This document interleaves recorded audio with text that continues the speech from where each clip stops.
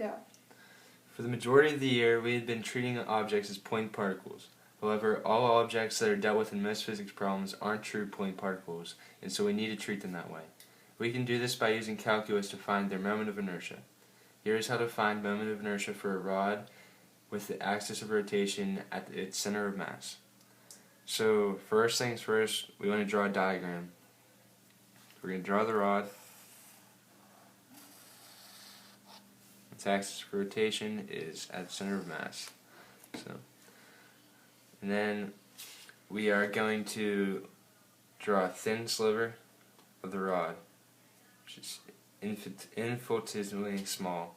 And on the x-axis, we're going to write dx, and in the y, we're going to write dm. So we have this diagram, and the general equation that you start with for finding the moment of inertia is I equals the integral of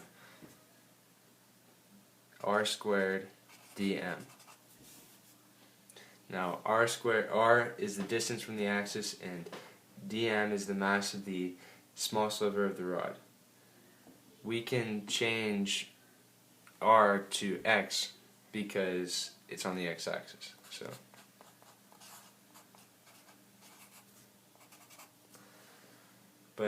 So now we cannot integrate for inertia without substituting for dm because we do not want two variables.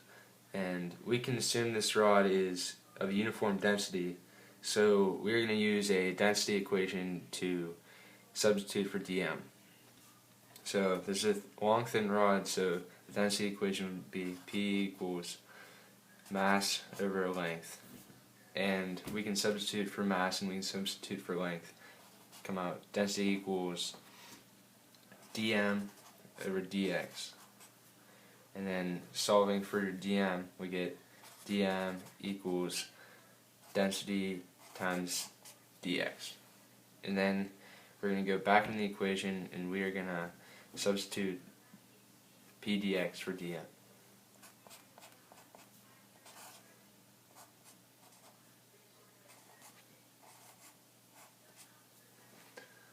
Okay.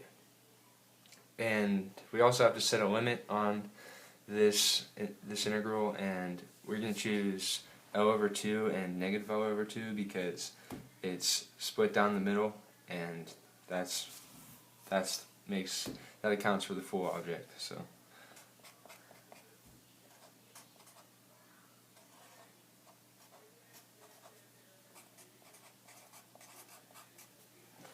okay, now we can begin to integrate. So first step, we're going to do I equals density times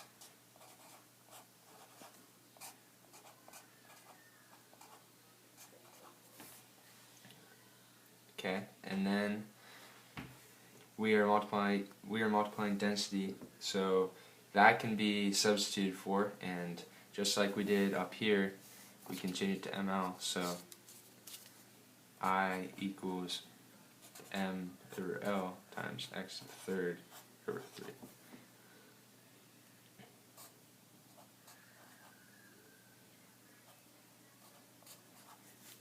Okay, then we'll bring it up here, and when you do that, it's m over 3L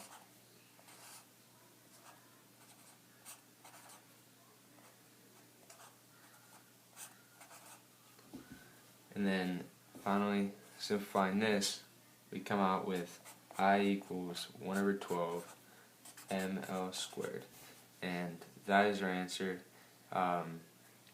Now this can change depending on what the axis of rotation is. So if it was on the end, this would be a whole different number. It would change, and you have to account for that and make sure that you're paying attention, and always draw the diagram first to set things up. And from object to object, this number is going to be different every time. And like I said, draw a diagram, and from there you just use density, and that's pretty much it. And from there you just integrate, and it's pretty simple. Thanks.